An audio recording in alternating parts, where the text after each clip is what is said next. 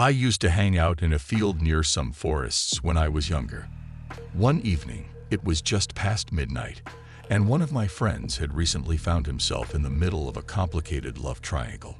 The other guy involved in this messy situation was determined to confront him, and it seemed like he had enlisted a small army of friends for backup. Somehow, they managed to discover the location where my friend liked to hang out. They parked their cars near the field, about 4 of them, and around 10 guys emerge. I suspect they spotted one of our phone lights, because suddenly, a blinding beam from what seemed like an industrial-grade flashlight pierced the darkness, followed by the chilling words, "He's right there." Panic set in, and we bolted into the nearby forest, navigating through the pitch-black woods.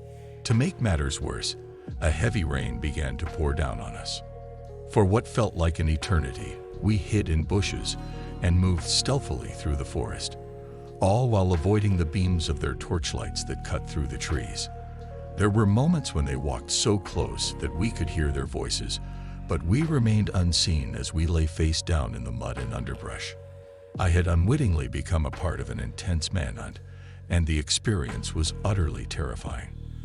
We didn't emerge from the forest until around 2 a.m., drenched and caked in mud. Miraculously, they never managed to catch us. It was all over a love triangle that I had no business being a part of. This was unquestionably one of the most harrowing experiences of my life. During my teenage years, I was heading to a friend's house one evening. It was dark, and as I tried to exit our neighborhood, something strange unfolded. 2 cars suddenly pulled in from the main street, each taking up a lane and intentionally blocking the exit.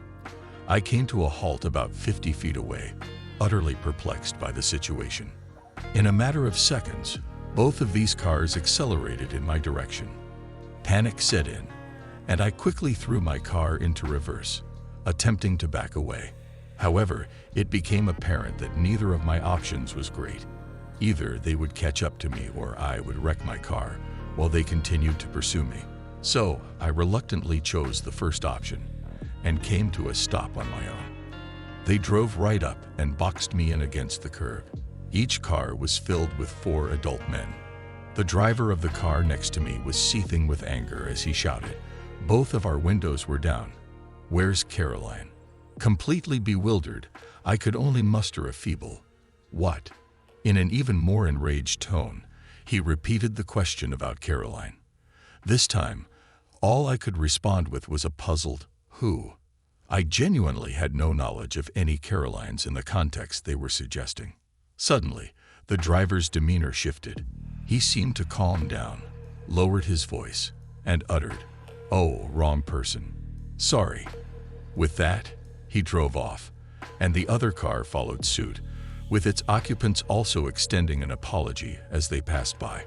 For a moment, I was left shaken by the bizarre encounter, but I eventually continued on to my friend's house.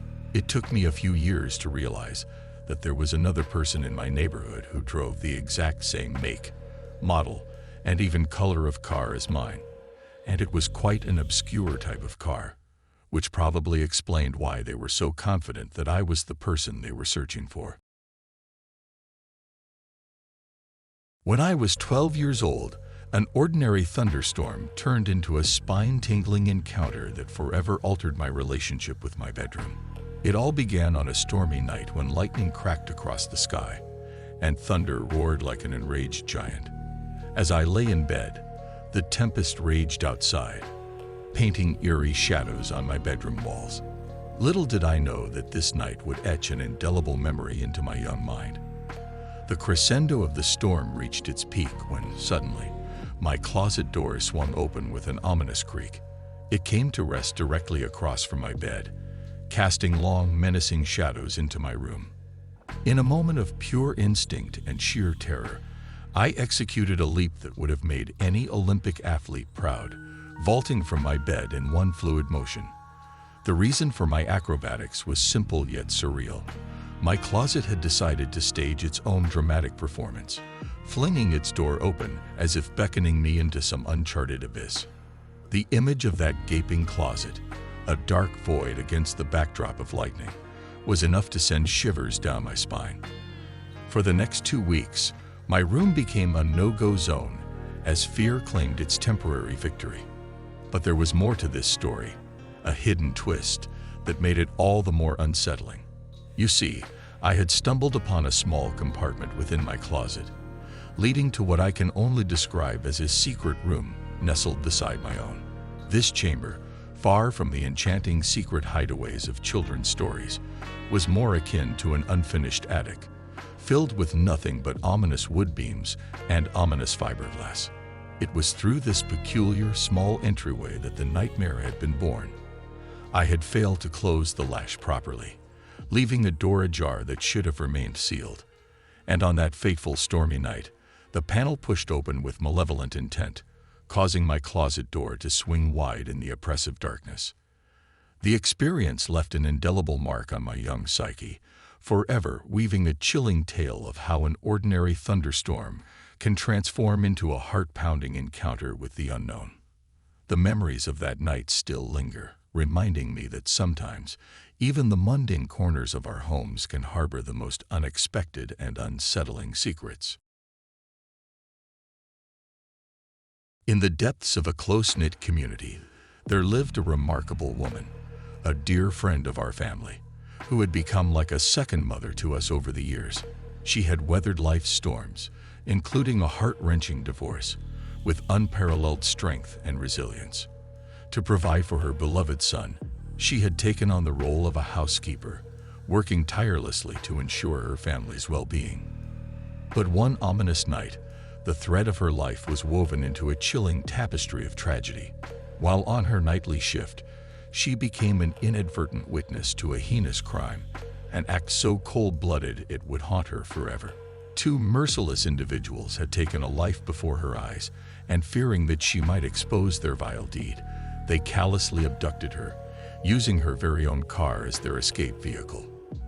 The darkness of that night unfolded on the eve of my birthday, forever intertwining a joyous occasion with an indelible mark of sorrow.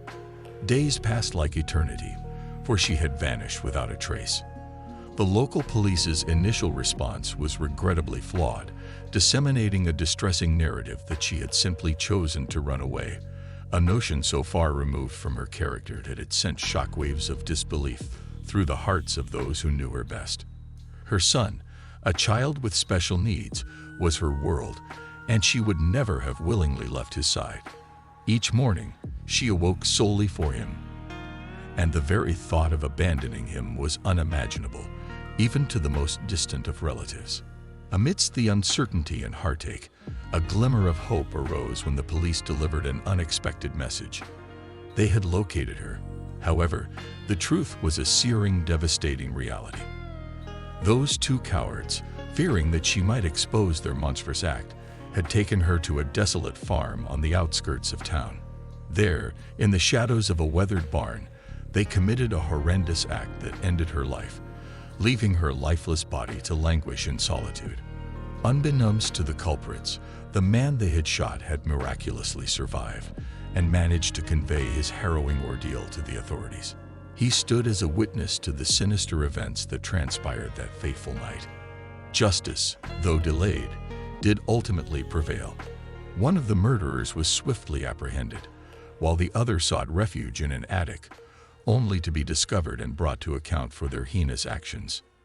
As the criminal trial unfolded in August, the details of her tragic story remained veiled to me, for our connection with her family had faded over time.